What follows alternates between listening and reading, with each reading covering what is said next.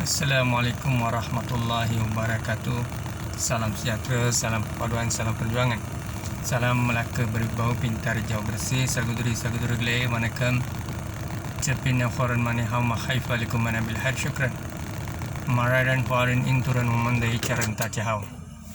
Tuan-tuan dan perempuan, saya Muhammad Anwar Fahmi Haridas bin Abdullah tampil pada hari ini Lestari untuk berkongsi pandangan peribadi. Tuan-tuan dan perempuan yang dirahmati Allah Subhanahu Wa Taala sekalian, baik kita rakyat Malaysia, masyarakat Melayu, Cina, India, Sabah, Sarawak, Kadazan, Melanau, asli dan Portugis, kita semua mahukan Malaysia ini berada pada landasan yang betul, track yang betul. Negara ini maju dan rakyatnya makmur. Seterusnya, kita memiliki pemimpin-pemimpin yang kredibel, intelektual, berkarisma.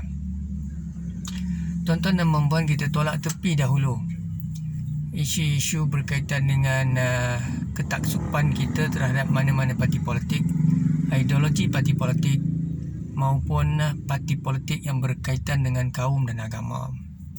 Tuan-tuan dan perempuan, kita perlu lebih rasional kerana kita hanya mahukan Malaysia memiliki pemimpin-pemimpin di kerajaan persekutuan dan kerajaan negeri, baik kerusi parlimen maupun Dewan Undangan Negeri, DUN.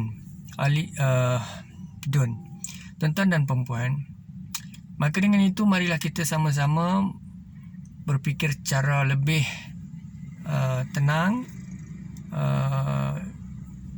lebih terbuka, khususnya apabila kita dapat menepis maupun keluar daripada ketaksupan kaum dan agama ini. Sudah pasti Malaysia kita memiliki Raja-Raja Melayu yang tenagung yang menjaga hak pribumi Melayu dan menjaga hak kedokteran Islam. Seterusnya menjaga hak rakyat bukan Islam dan juga agama lain di Malaysia menurut Perlembagaan Persekutuan, iaitu Federal Constitution. Tuan-tuan dan perempuan, hari ini kalau kita melihat mana-mana parti politik baik UMNO, Perikatan Nasional Bersatu, DAP, PKR, NCA, MIC, kita tahu ramai di kalangan ahli parlimen ini, mereka ini sebenarnya ada di kalangan mereka yang sedang berhadapan dengan kes-kes rasuah, salah guna kuasa, ketirisan. Yang mana dibicarakan di mahkamah ini kita maklum, dan yang mana belum dibicarakan ataupun kes-kes lama, kerana mereka berkecimpung dalam parti politik di Malaysia terlalu lama, 3 dekad, 4 dekad, 20 tahun, 30 tahun, 15 tahun, 10 tahun. Sudah pasti sebahagian daripada mereka ini korup, tetapi kita tidak dapat mendakwa ataupun mengheret mereka ke mahkamah kerana yang diheret atau disabit ataupun disiasat itu adalah beberapa orang ahli parlimen di peringkat kerajaan persekutuan maupun kerajaan negeri maupun kerajaan tempatan, ADUN dan juga ahli parlimen, menteri, jemaah menteri maupun mereka-mereka yang senior dalam parti politik ini. Jadi tuan-tuan dan perempuan, yang tak kena itu bukan kata mereka bersih sepenuhnya, ya, al-fitnatul asyaddu min had. Kita bukan berfitnah, tetapi kalaulah hanya setakat 4-5 orang ni diheret ke mahkamah, baiklah Datuk Seri Najib Razak memang diheret ke mahkamah, Datuk Zaid diheret ke mahkamah, Tengku Adnan Tengku Mansur, Tan Sri Isa Samad, bagaimana yang lain?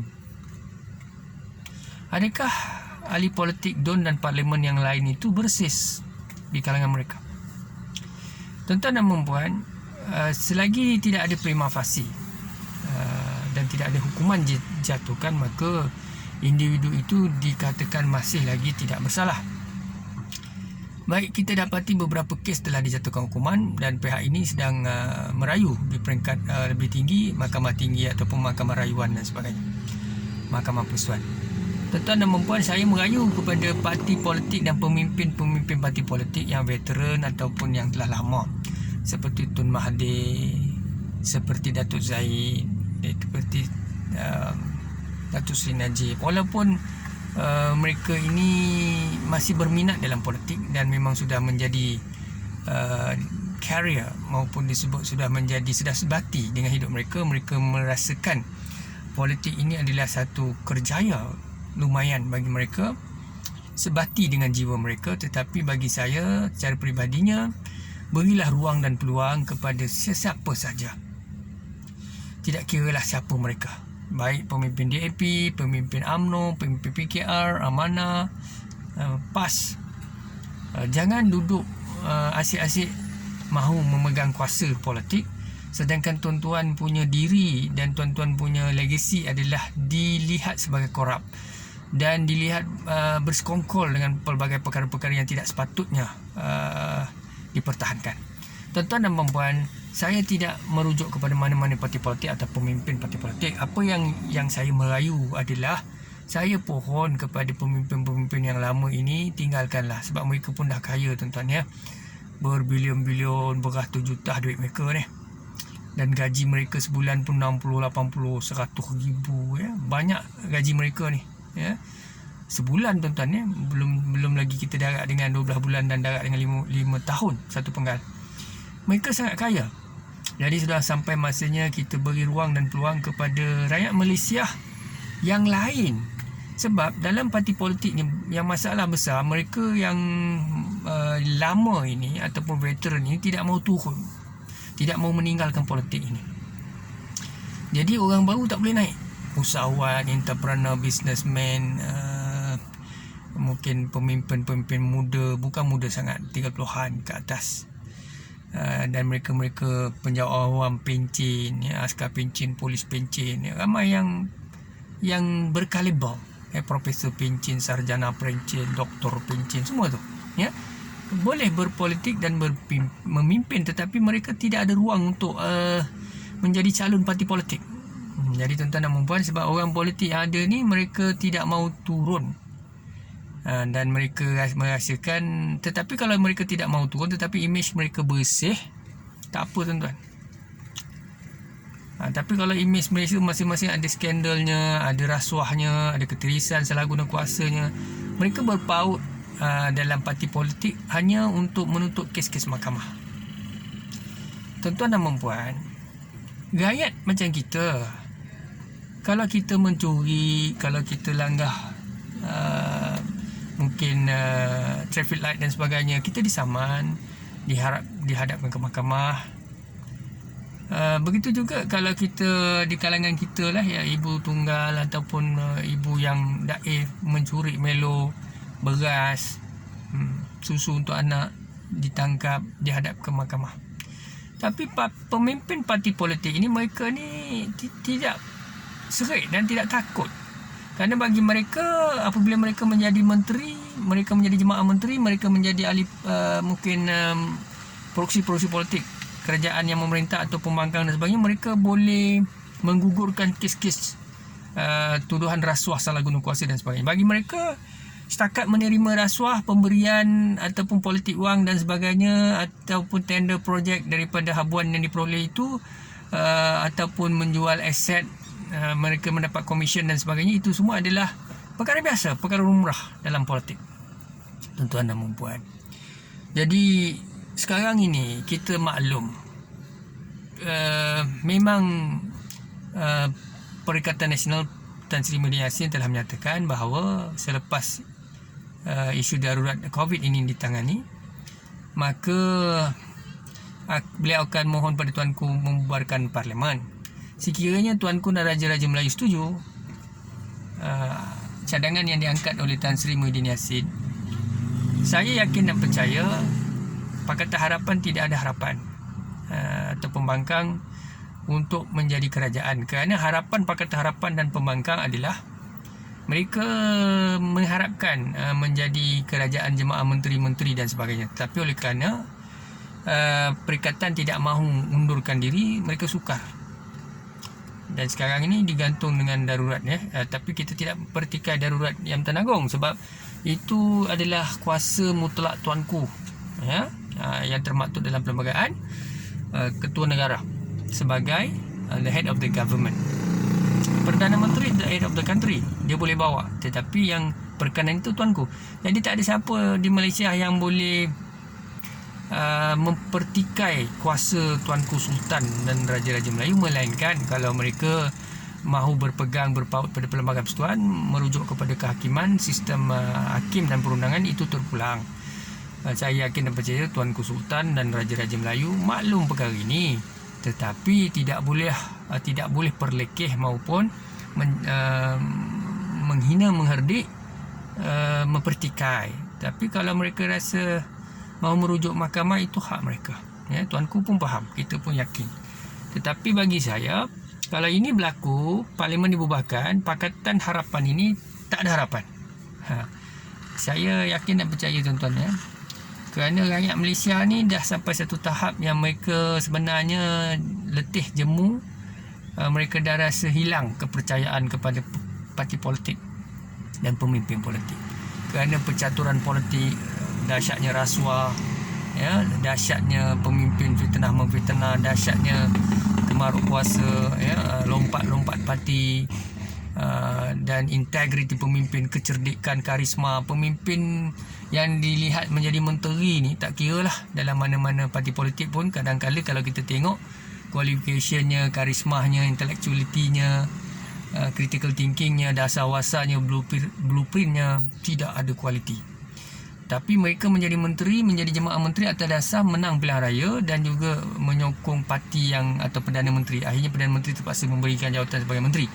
Ini memalukan dan seakan-akan Malaysia tidak ada rakyat yang boleh menjadi menteri yang lebih kredibel dan intelektual dan berkarisma. Tuan-tuan dan puan-puan, saya yakin dan percaya baik golongan Bumi Putera Melayu mahukan jemaah menteri dan menteri di kalangan Bumi Putera ramai. Begitu jugalah China, India, Portugis, Sabah, Sarawak asli, mereka juga mahukan wakil-wakil mereka. Jadi tuan-tuan dan puan-puan, kita tolak tepilah ideologi parti politik ni. Kita balik kepada, kembalikan hak kepada rakyat. Rakyat tolonglah tolak mana-mana pemimpin. Ya, tidak kiralah parti politik mana, kalau mereka memang ada skandal, ada rasuah, ada salah guna kuasa, janganlah pejam sebelah mata, angkat mereka semula. Tolonglah tuan-tuan, saya merayu pada tuan-tuan. Kita di Malaysia ni dah penat dengan ditipu, diperbodohkan, ya. Mereka kaya, kita miskin, ya. Kita susah, ya. Kita hanya harapkan pemberian taxpayer money itu dipulangkan balik, ya. Bantuan-bantuan yang diberi 500, 1000, 1200 bantuan ihsan daripada kerajaan, ya. Tak kira lah kerajaan mana memerintah, dia akan bagi balik duit taxpayer money. Dia kutip duit rakyat, dia pulang balik duit rakyat daripada Kementerian Kewangan. Jadi tuan-tuan dan puan, gaji mereka berjalanlah 104,000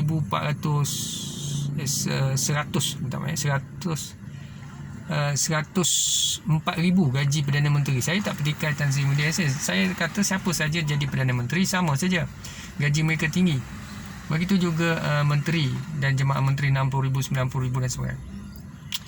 Sudah sampai masanya rakyat memilih calon-calon parti bebas. Kerana kalau nak pilih mereka yang berkualiti ni, mungkin tak ada dah dalam parti politik yang ada. Yang sedia ada lah dalam UMNO, dalam BN, dalam MCA, MIC, dalam PKR, Amanah, DAP. Ada beberapa orang, ya. Jadi rakyat Malaysia ni ramai lagi yang Profesor Pencen, Doktor Pencen, Polis Pencen, Askar Pencen, belia dan sebagainya. Mereka ni mahu menjadi pemimpin. Tak boleh, sebab tak boleh masuk dalam parti politik ni. Kadang-kadang mereka pun takut nak masuk sebab korup sangat, ya. Jadi perception rakyat begitu. Jadi tuan-tuan, kita rakyat Malaysia ni perlu berani mengundi calon bebas. Selepas Parlimen dibubarkan, ada mana-mana pihak yang bertanding, tuan-tuan tengok profil dia. Kalau dia ada ilmu, dia usahawan, dia ada pendidikan, dia cerdik, nampak dia tak ada kes mahkamah dan sebagainya, bagilah dia, menangkan dia di DUN dan Parlimen. Supaya nanti kekuatannya begini, mereka ni pun akan bersatu juga akhirnya. Jadi itu kekuatan kepada rakyat Malaysia. Sebab itu saya mengharapkan pada rakyat Malaysia ini, selamatkanlah Malaysia ini tuan-tuan. Kita doalah COVID ni, Allah Ta'ala tarik COVID ni, ya tuan-tuan, ya. COVID-19. Dan sebenarnya COVID ni dia dah sampai ke rumah kita, nauzubillah min zalik, ya, ke komuniti rumah, ya, jiran, masyarakat, dan tak boleh nak lari dah. apa pun kita minta lah pada Allah Ta'ala, pada Tuhan masing-masing, siapa yang ada kepercayaan dan sebagainya, doalah panjang-panjang, ya. Doalah kerap, ya. Panjangkan doa kepada Allah Subhanahu Wa Ta'ala dan juga Tuhan masing-masing, dan mintalah pada Tuhan supaya dijauhkan daripada bala penyakit, ya, daripada bencana dan juga pelbagai kemusnahan lain. Politik Malaysia tidak stable, ya, tak kira siapa ambil sekarang, sama saja tuan-tuan. Dia memang tidak stable. Dia memang perlukan two-third majority. Two-third majority ni macam dulu BN dapat lah, ya. BN dapat mungkin dalam 10 tahun sebelum ini. Mereka kuat. Dia kuat, tetapi selepas tu ada amalan-amalan corruption dan sebagainya. Kalau sekarang Pakatan ambil alih pun saya tidak yakin, kerana saya melihat dia akan ada percaturan. Saya melihat begitulah sebagai penganalisis politik dan juga sebagai Presiden Pertubuhan Kebajikan Masyarakat Sivil Melaka. Tuan-tuan dan puan, saya tidak ada niat untuk menghina mana-mana pemimpin parti politik atau penyokong-penyokong dan juga mana-mana pihak. Cumanya sebagai rakyat Malaysia, saya mendoakan yang terbaik untuk rakyat Malaysia dan untuk negara kita. Kita tolaklah tepi tuan-tuan ideologi politik. Kita fikirkan mereka ni sebenarnya bermain politik untuk apa sebenarnya, dan apa sudah berlaku pada kita ni, masa depan kita, anak-anak kita, keluarga kita, komuniti kita. Jadi tuan-tuan fikirlah baik-baik tuan-tuan. Fikirlah, kalau parlimen dibubarkan, jangan taksub dengan parti politik. Tengok calon tu korup ke bukan. Kalau korup, jangan ambil dia lah. Tak, tolonglah tuan-tuan. Saya doa sangat-sangat. Itu tu pulanglah pada tuan-tuan, ya. Jadi saya hormati Akta Polis 1997, saya hormati Raja-Raja Melayu, saya hormat Perlembagaan Persekutuan. Ingat, kita tidak boleh sesekali menghina raja-raja dan juga perlembagaan kita. Itu hak tuanku nak istihad darurat. Kita tunggulah dan lihat apa akan berlaku seterusnya. Yang penting Allah Ta'ala jauhkan kita daripada bala penyakit, selamatkan Malaysia. Baik orang Melayu, orang Islam, orang Cina, orang India, Sabah, Sarawak, Kedah, Melanau, Portugis, kita mahu semuanya bahagia. Ampunkan saya, maafkan saya kalau ada salah silap saya dan juga kelemahan, apapun, saya manusia biasa. Syukran dan terima kasih. Assalamualaikum warahmatullahi wabarakatuh.